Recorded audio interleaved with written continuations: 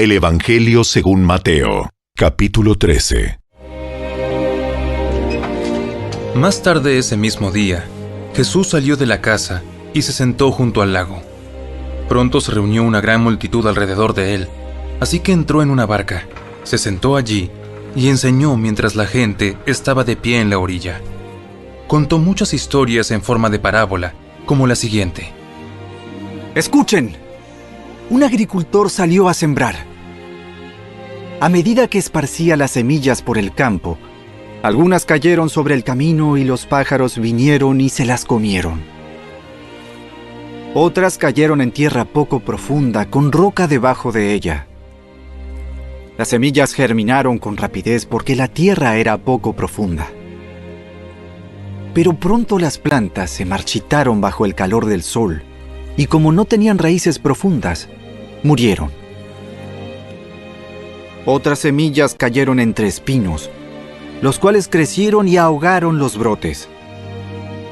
Pero otras semillas cayeron en tierra fértil y produjeron una cosecha que fue 30, 60 y hasta 100 veces más numerosa de lo que se había sembrado. El que tenga oídos para oír, que escuche y entienda. Sus discípulos vinieron y le preguntaron: ¿Por qué usas parábolas cuando hablas con la gente? A ustedes se les permite entender los secretos del reino del cielo, pero a otros no. A los que escuchan mis enseñanzas se les dará más comprensión y tendrán conocimiento en abundancia. Pero a los que no escuchan se les quitará aún lo poco que entiendan. Por eso uso estas parábolas, pues ellos miran, pero en realidad no ven. Oyen, pero en realidad no escuchan ni entienden. De esa forma se cumple la profecía de Isaías que dice: Cuando ustedes oigan lo que digo, no entenderán. Cuando vean lo que hago, no comprenderán. Pues el corazón de este pueblo está endurecido, y sus oídos no pueden oír, y han cerrado los ojos, así que sus ojos no pueden ver, y sus oídos no pueden oír, y su corazón no puede entender, y no pueden volver a mí para que yo los sane. Pero benditos son los ojos de ustedes, porque ven, y sus oídos, porque oyen. Les digo la verdad, muchos profetas y muchas personas justas anhelaron ver lo que ustedes ven, pero no lo vieron, y anhelaron oír lo que ustedes oyen, pero no lo oyeron. Escuchen ahora la explicación de la parábola acerca del agricultor que salió a sembrar. Las semillas que cayeron en el camino representan a los que oyen el mensaje del reino y no lo entienden. Entonces viene el maligno y arrebata la semilla que fue sembrada en el corazón. Las semillas sobre la tierra rocosa representan a los que oyen el mensaje y de inmediato lo reciben con alegría. Pero, como no tienen raíces profundas, no duran mucho. En cuanto tienen problemas o son perseguidos por creer la palabra de Dios, caen. Las semillas que cayeron entre los espinos representan a los que oyen la palabra de Dios, pero muy pronto el mensaje queda desplazado por las preocupaciones de esta vida y el atractivo de la riqueza, así que no se produce ningún fruto. Las semillas que cayeron en la buena tierra representan a los que de verdad oyen y entienden la palabra de Dios, y producen una cosecha 30, 60 y hasta 100 veces más numerosa de lo que se había sembrado. La siguiente es otra historia que contó Jesús. El reino del cielo es como un agricultor que sembró buena semilla en su campo. Pero aquella noche, mientras los trabajadores dormían, vino su enemigo, sembró hierbas malas entre el trigo y se escabulló. Cuando el cultivo comenzó a crecer y a producir granos, la maleza también creció. Los empleados del agricultor fueron a hablar con él y le dijeron: «Señor, el campo donde usted sembró la buena semilla está lleno de maleza. ¿De dónde salió?» «Eso es obra de un enemigo», exclamó el agricultor. ¿Arrancamos la maleza?, le preguntaron. No, contestó el amo. Si lo hacen, también arrancarán el trigo. Dejen que ambas crezcan juntas hasta la cosecha. Entonces les diré a los cosechadores que separen la maleza, la aten en manojos y la quemen, y que pongan el trigo en el granero. La siguiente es otra ilustración que usó Jesús. El reino del cielo es como una semilla de mostaza sembrada en un campo. Es la más pequeña de todas las semillas, pero se convierte en la planta más grande del huerto. Crece hasta llegar a ser un árbol y vienen los pájaros y hacen nidos en las ramas. Jesús también usó la siguiente ilustración. El reino del cielo es como la levadura que utilizó una mujer para hacer pan. Aunque puso solo una pequeña porción de levadura en 3 medidas de harina, la levadura impregnó toda la masa. Jesús siempre usaba historias e ilustraciones como esas cuando hablaba con las multitudes. De hecho, nunca les habló sin usar parábolas. Así se cumplió lo que había dicho Dios por medio del profeta. Les hablaré en parábolas. Les explicaré cosas escondidas desde la creación del mundo. Luego, Jesús dejó a las multitudes afuera y entró en la casa. Sus discípulos le dijeron: Por favor, explícanos la historia de la maleza en el campo. El Hijo del Hombre es el agricultor que siembra la buena semilla. El campo es el mundo, y la buena semilla representa a la gente del reino. La maleza representa a las personas que pertenecen al maligno. El enemigo que sembró la maleza entre el trigo es el diablo. La cosecha es el fin del mundo, y los cosechadores son los ángeles. Tal como se separa la maleza y se quema en el fuego, así será en el fin del mundo. El Hijo del Hombre enviará a sus ángeles, y ellos quitarán del reino todo lo que produzca pecado y a todos aquellos que hagan lo malo. Y los ángeles los arrojarán al horno ardiente, donde habrá llanto y rechinar de dientes. Entonces los justos brillarán como el sol en el reino de su Padre. El que tenga oídos para oír, que escuche y entienda. El reino del cielo es como un tesoro escondido que un hombre descubrió en un campo. En medio de su entusiasmo, lo escondió nuevamente y vendió todas sus posesiones a fin de juntar el dinero suficiente para comprar el campo. Además, el reino del cielo es como un comerciante en busca de perlas de primera calidad. Cuando descubrió una perla de gran valor, vendió todas sus posesiones y la compró. También el reino del cielo es como una red para pescar que se echó al agua y atrapó toda clase de peces. Cuando la red se llenó, los pescadores la arrastraron a la orilla, se sentaron y agruparon los peces buenos en cajas, pero desecharon los que no servían.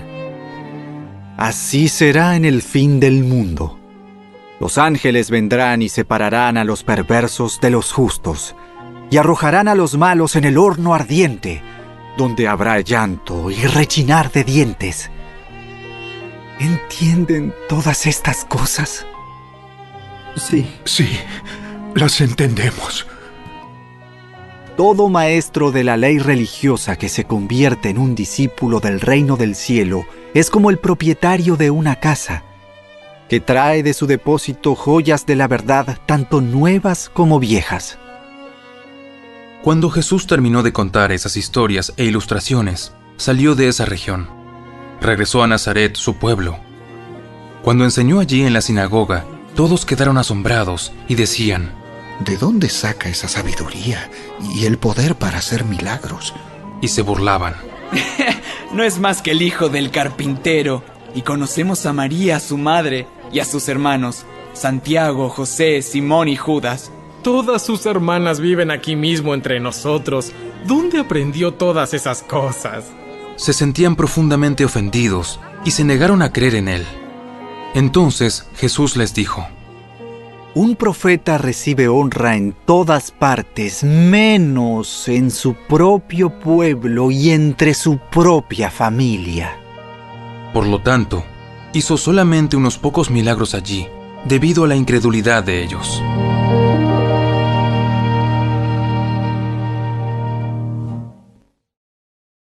El Evangelio según Mateo, capítulo 14. Cuando Herodes Antipas, el gobernante de Galilea, oyó hablar de Jesús, les dijo a sus consejeros: Este debe ser Juan el Bautista, que resucitó de los muertos. Por eso puede hacer semejantes milagros. Pues Herodes había arrestado y encarcelado a Juan como un favor para su esposa, Herodías, ex esposa de Felipe, el hermano de Herodes. Juan venía diciendo a Herodes: Es contra la ley de Dios que te cases con ella. Herodes quería matar a Juan, pero temía que se produjera un disturbio, porque toda la gente creía que Juan era un profeta. Pero durante la fiesta de cumpleaños de Herodes, la hija de Herodías bailó una danza que a él le agradó mucho. Entonces le prometió con un juramento que le daría cualquier cosa que ella quisiera. Presionada por su madre, la joven dijo: Quiero en una bandeja la cabeza de Juan el Bautista. Entonces el rey se arrepintió de lo que había dicho, pero debido al juramento que había hecho delante de sus invitados, dio las órdenes necesarias. Así fue que decapitaron a Juan en la prisión. Trajeron su cabeza en una bandeja y se la dieron a la joven, quien se la llevó a su madre. Después, los discípulos de Juan llegaron a buscar su cuerpo y lo enterraron. Luego fueron a contarle a Jesús lo que había sucedido.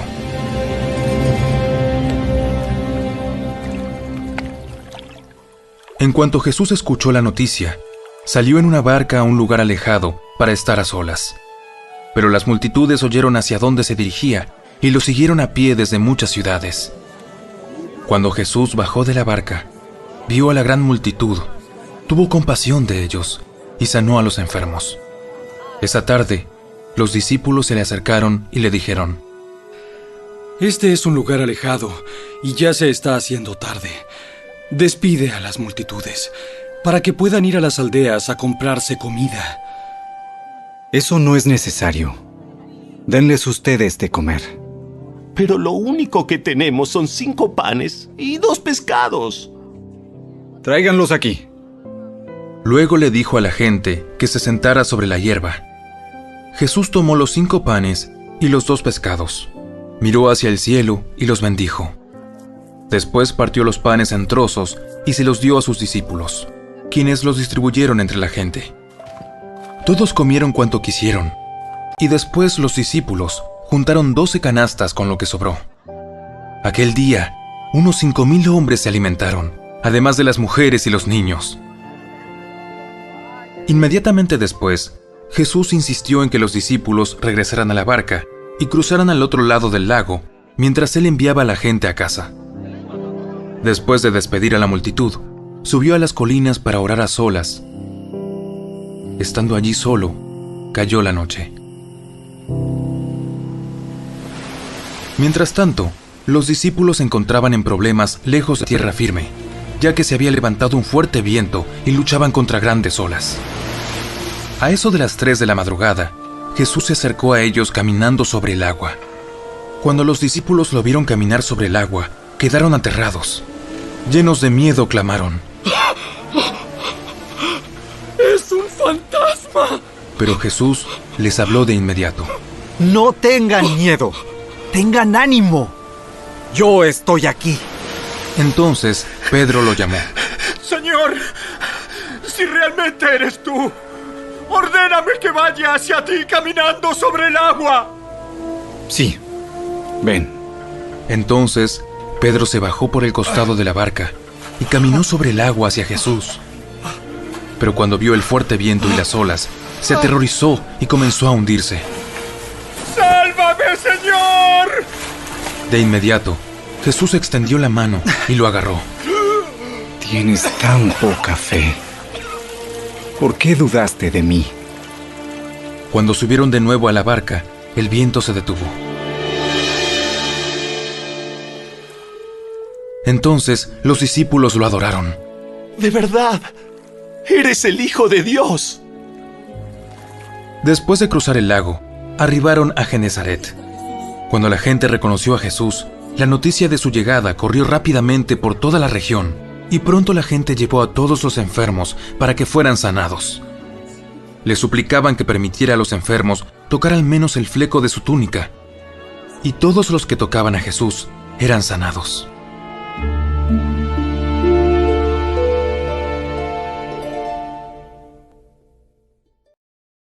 El Evangelio según Mateo, capítulo 15. En ese momento, algunos fariseos y maestros de la ley religiosa llegaron desde Jerusalén para ver a Jesús. ¿Por qué tus discípulos desobedecen nuestra antigua tradición, eh? No respetan la ceremonia de lavarse las manos antes de comer. Jesús les respondió: ¿Y por qué ustedes, por sus tradiciones, violan los mandamientos directos de Dios? Por ejemplo, Dios dice: honra a tu padre y a tu madre, y cualquiera que hable irrespetuosamente de su padre o de su madre tendrá que morir. Sin embargo, ustedes dicen que está bien que uno les diga a sus padres: lo siento, no puedo ayudarlos porque he jurado darle a Dios lo que les hubiera dado a ustedes. De esta manera, ustedes afirman que no hay necesidad de honrar a los padres, y entonces anulan la palabra de Dios por el bien de su propia tradición. ¡Hipócritas! Isaías tenía razón cuando profetizó acerca de ustedes, porque escribió: este pueblo me honra con sus labios, pero su corazón está lejos de mí. Su adoración es una farsa, porque enseñan ideas humanas como si fueran mandatos de Dios. Luego Jesús llamó a la multitud para que se acercara y oyera. Escuchen y traten de entender. Lo que entra por la boca no es lo que los contamina. Ustedes se contaminan por las palabras que salen de la boca. Entonces los discípulos se acercaron y le preguntaron: ¿te das cuenta de que has ofendido a los fariseos con lo que acabas de decir? Jesús contestó: toda planta que no fue plantada por mi Padre Celestial será arrancada de raíz. Así que no les hagan caso. Son guías ciegos que conducen a los ciegos. Y si un ciego guía a otro, los dos caerán en una zanja. Entonces, Pedro le dijo a Jesús: explícanos la parábola que dice que la gente no se contamina por lo que come. ¿Todavía no lo entienden? Todo lo que comen pasa a través del estómago y luego termina en la cloaca. Pero las palabras que ustedes dicen provienen del corazón. Eso es lo que los contamina. Pues del corazón salen los malos pensamientos, el asesinato, el adulterio, toda inmoralidad sexual, el robo, la mentira y la calumnia. Esas cosas son las que los contaminan. Comer sin lavarse las manos nunca los contaminará. Luego Jesús salió de Galilea y se dirigió al norte, a la región de Tiro y Sidón.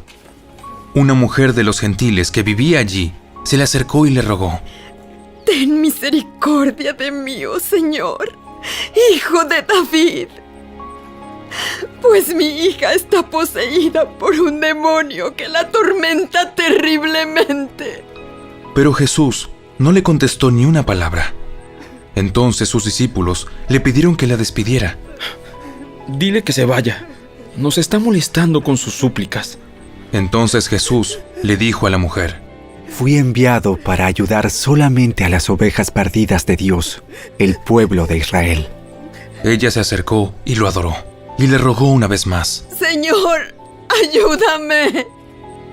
No está bien tomar la comida de los hijos y arrojársela a los perros.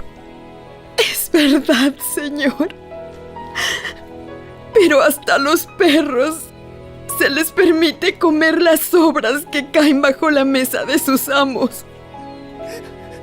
Apreciada mujer, tu fe es grande. Se te concede lo que pides.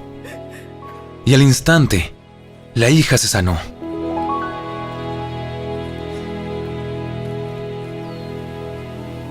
Jesús regresó al mar de Galilea, subió a una colina y se sentó. Una inmensa multitud le llevó a personas cojas, ciegas, lisiadas, mudas y a muchas más. Las pusieron delante de Jesús, y él las sanó a todas. La multitud quedó asombrada. Los que no podían hablar ahora hablaban. Los lisiados quedaron sanos, los cojos caminaban bien y los ciegos podían ver, y alababan al Dios de Israel. Entonces Jesús llamó a sus discípulos y les dijo: Siento compasión por ellos. Han estado aquí conmigo durante 3 días y no les queda nada para comer. No quiero despedirlos con hambre, no sea que se desmayen por el camino. ¿Dónde conseguiríamos comida suficiente? Aquí, en el desierto, para semejante multitud. ¿Cuánto pan tienen? 7 panes. 7 panes y unos pocos pescaditos.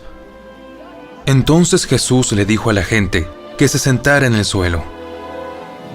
Luego tomó los 7 panes y los pescados, dio gracias a Dios por ellos y los partió en trozos. Se los dio a los discípulos, quienes repartieron la comida entre la multitud. Todos comieron cuanto quisieron. Después los discípulos recogieron 7 canastas grandes con la comida que sobró. Aquel día, 4,000 hombres recibieron alimento, además de las mujeres y los niños. Entonces Jesús envió a todos a sus casas, subió a una barca y cruzó a la región de Magadán.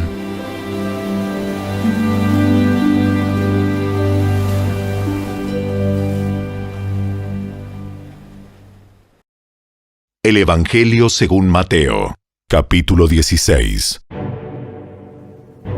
Cierto día, los fariseos y saduceos se acercaron a Jesús para ponerlo a prueba, exigiéndole que les mostrara una señal milagrosa del cielo para demostrar su autoridad. Él respondió: Ustedes conocen el dicho: si el cielo está rojo por la noche, mañana habrá buen clima. Si el cielo está rojo por la mañana, habrá mal clima todo el día. Saben interpretar las señales del clima en los cielos, pero no saben interpretar las señales de los tiempos.